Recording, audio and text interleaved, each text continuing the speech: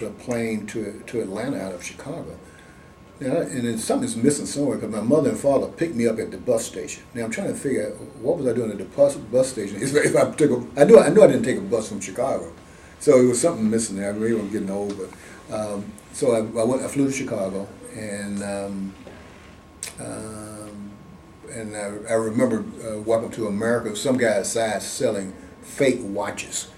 Am I back in Colorado or something? You know, that guy walking down the street with a bunch of watches. They're probably on his sleeve or something. And it's just, and another GI and how we would go. He said, we just left, you know, where they doing that stuff on the street. But this guy, that kind of stick in my mind a little bit.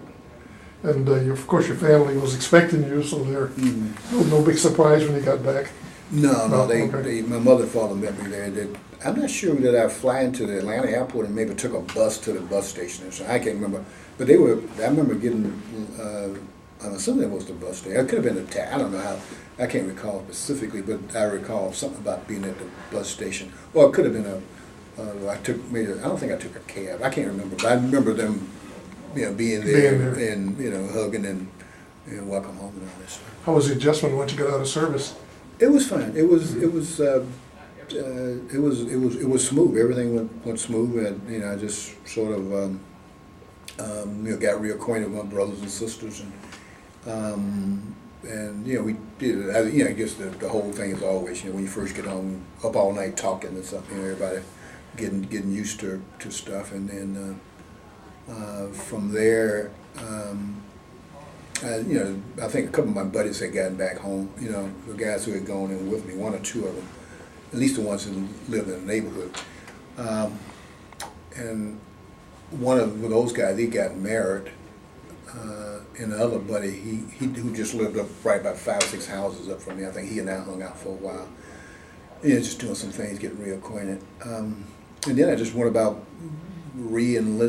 getting my stuff together for Morehouse again, just making sure they were going to readmit me to college, and going through the GI bills and getting all that paperwork situated. Did you get a job once you got? Did you have a job before going to school or before going back to Morehouse? Yeah. I got a job.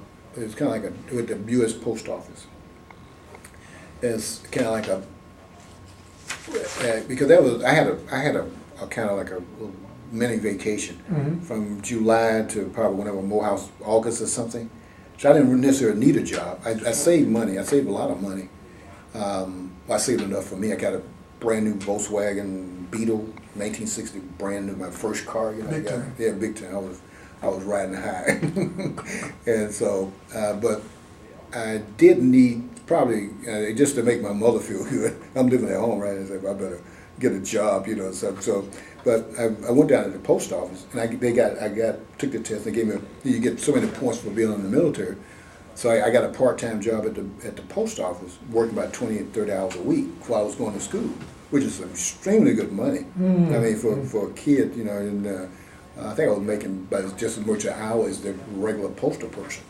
But I'm only working maybe 20 hours a week, so that maybe 3 hours a night. So I can't remember what it was, but it was pretty good. So from there, I just re-enrolled. I remember going by my high school, making sure my transcript and all that stuff, and so that was kind of like it.